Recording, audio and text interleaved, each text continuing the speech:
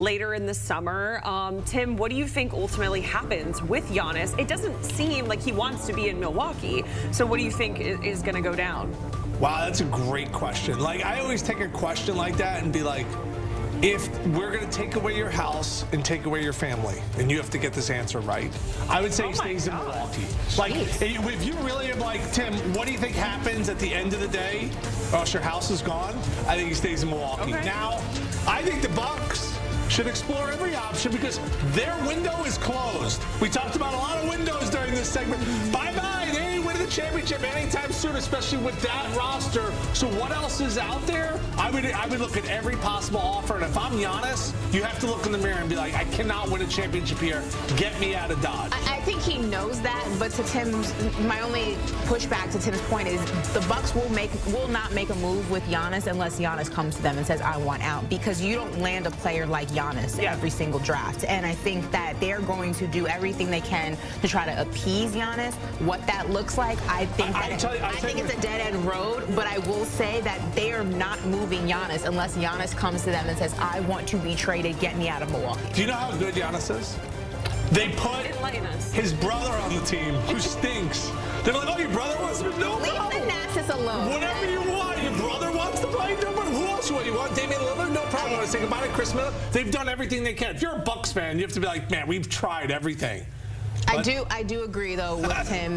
The road has hit a dead end with Giannis and the Milwaukee Bucks. He needs to do what's best for himself at this point. Ashley, let's talk about what's best for your Knicks, because there's a report out there. The Knicks didn't have any picks. Leave us alone. No, it's different. It's just a report, separate from the draft, just a different topic. There is a report out there. Oh, my Lord. Oh, I'm not doing this lower third. They are discussing a Mikal Bridges trade. For who? That's what I was going to ask you. No. What makes sense? Nothing. Okay, nothing. Leave it alone. Don't touch it. Look, what the heck? Why are we catching a stray? Leave us be. I think the Knicks are in a great position. Obviously, they need more outside shooting. I think they need to solidify their bench more. When you talk about the starting unit, there's nothing wrong with this starting unit. Obviously, you have to figure out Jalen Brunson and Karl Anthony Towns, and can you play those two guys together? And Karl Anthony Towns needs to be better at committing to the defense. That's been a shortcoming of his.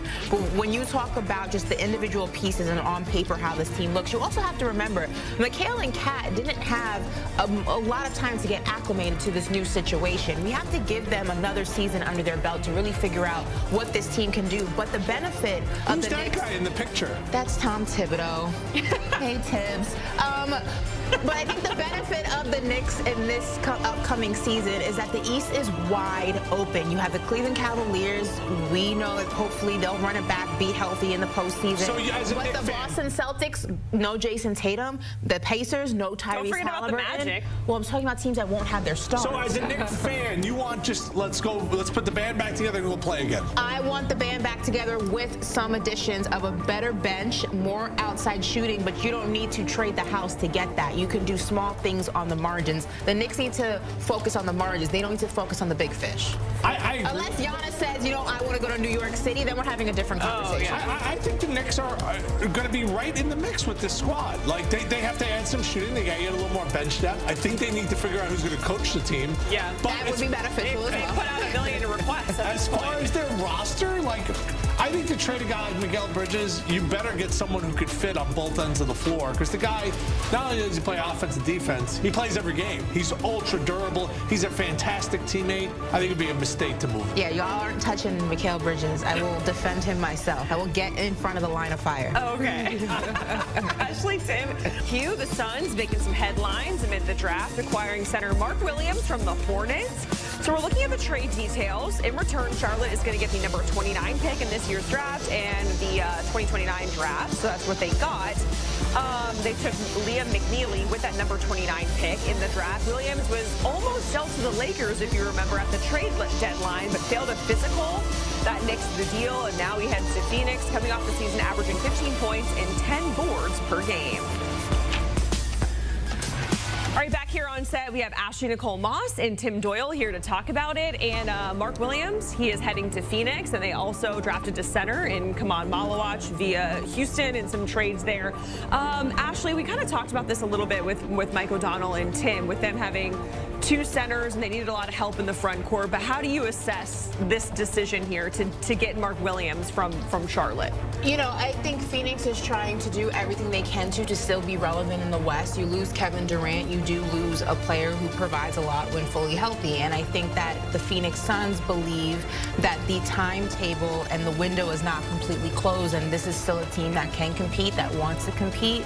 And, you know, when you get Jalen Green and now partnering him up with Devin Booker and also having Dylan Brooks, you still have a very competitive team that you need to do right by. So I think that the Phoenix Suns organization made the best move. Mark Williams is a great center. As we know, he was on his way to LA once upon a time, and then that just kind of went haywire.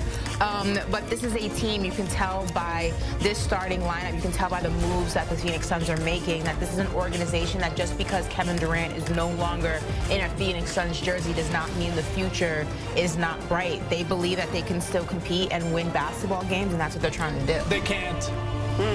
They can't compete for a real championship. No, but they can be a competitive team in the Western Conference. How many wins? When you see that team, how many wins does that team win? It still needs work. It still needs a reliable bench. How many wins? Thank you. 43? I would probably say mid-40s. Yeah, I know I put you on the spot. No, I would say mid-40s. I think Mark Williams, you know, it's interesting they drafted Malawach. You know, that's good for guys, right? Mark Williams averaged double-double in the NBA. Like, they could pair each other up and they could work out against each other. You could teach Malawach how to be a professional. He's got a huge upside. But I think Mark Williams could also be a chip for them. Because let's just say things start going haywire there, and now they want to sell. Obviously, the Lakers want him, but there's other teams that are going to want him out there. So maybe you keep him for a half a season, you move on from him. When I saw that full screen of the roster, I was laughing.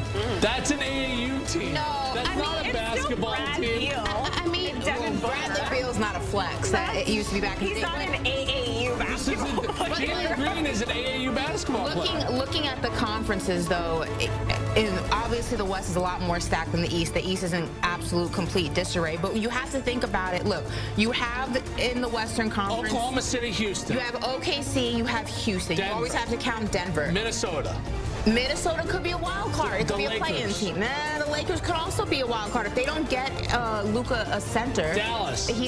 Dallas is going to also be interesting because they're not going to be 100% healthy. And how healthy will they be throughout the regular season? I think that the West, outside of the top four, is a lot more open than people think. You have the Memphis Grizzlies. You don't know what that team's going to look like. The San Antonio Spurs are now in the conversation. Everybody you named, I'll take it ahead of Phoenix. I'm not saying maybe not a playoff team. I do think this could be a play-in team. I'm not saying a championship contender, but this is a team that could still win basketball. You were just talking about a window. What window? You said window. The window to be competitive, not to necessarily win. This is not a team that's just. Oh, so it's a different window. It's a window on the first floor, not a window on the second floor. It's a mid-level Because when I hear windows, I think championship windows. No, okay. I don't think mid-level windows. It's a middle of the road window, meaning that just because